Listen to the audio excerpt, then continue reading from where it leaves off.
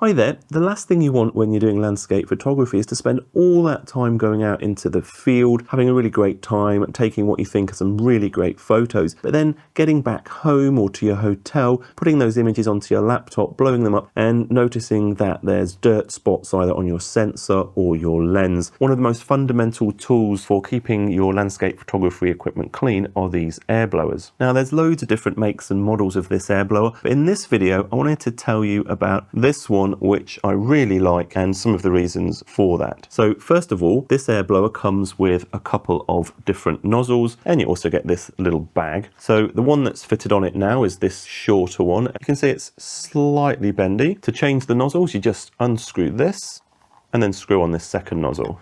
So this is really nice, depending on what cleaning task you're doing on your camera, to have the option to do these things. This long one can sometimes be useful if you're trying to blow dirt or dust off your sensor. Obviously, don't poke it so far inside your camera that it's actually going to touch the sensor, because you're probably going to damage it. The next thing I think is really great about this particular air blower is if I just unscrew this, and this is very hard to see, but you can see there's a little disc around those intake vents, and that is a microfine air filter. That means that when you're using this thing, it's going to suck in the air through here, through that filter inside, and then it's going to blow it out the middle, out of the nozzle. You're not sucking in dirt and dust into this thing and then just blowing it right back out onto your lens or your sensor, which is kind of defeats the object.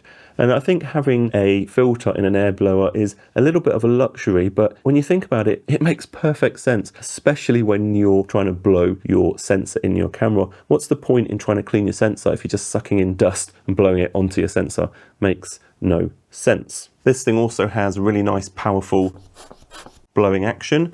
And if you compare this one to this one, you can see the difference in annoying wheezing sound. This one is really nice and quiet.